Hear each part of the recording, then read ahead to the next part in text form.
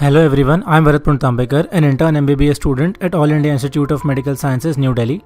In January 2020, me and some of my colleagues did a quality improvement project during our 6 weeks posting at the Comprehensive Rural Health Services Project in Ballabgarh, Haryana, which is operated by AIIMS New Delhi. Let me start by explaining the context of our research.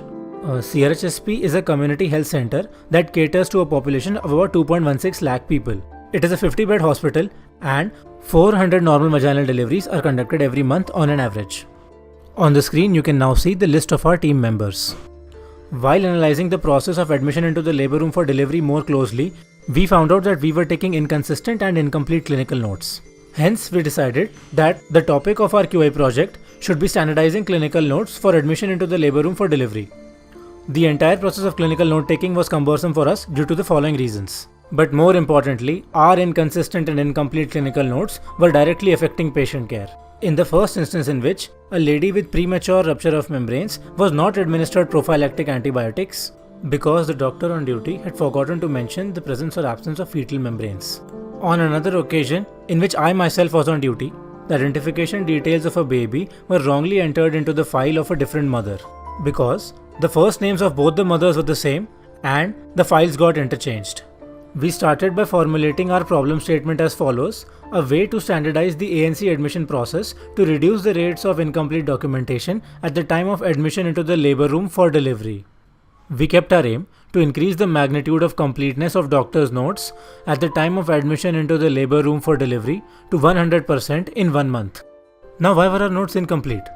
On the screen, you can see the fishbone diagram of our QA project. Our lack of knowledge and a lack of an official hospital policy detailing what to document contributed to the problem.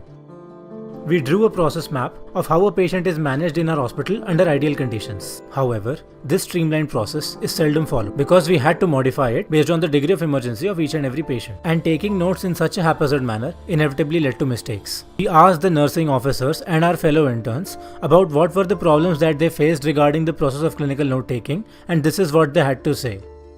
Upon doing a baseline analysis, we found out that on an average, our notes were 79% complete.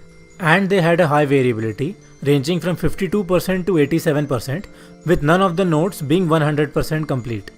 Now, what did we do about it?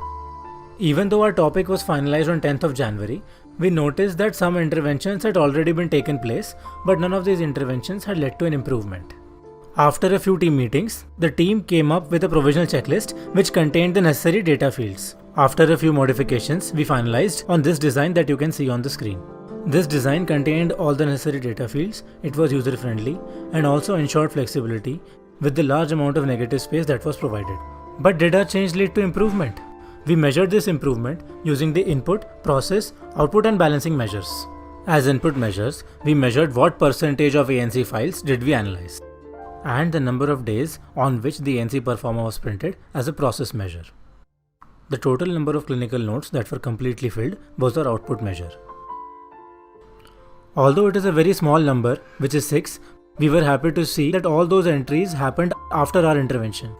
We also measured what data point was missing most often and found out that it was the presence or absence of fetal membranes, which interestingly was also the reason behind the omission of the antibiotics in the first place. We asked for feedbacks regarding our intervention and we were happy when most of the reviews came out to be positive. And finally, when we coupled these measurement of change indices along with our run chart that you can see on the screen, we were very happy to see an upward trend and a reduction in variability in the magnitude of completeness of clinical notes. As intern MBBS students, this was our very first clinical experience and our very first QA project. Hence, we were not sure about what to expect.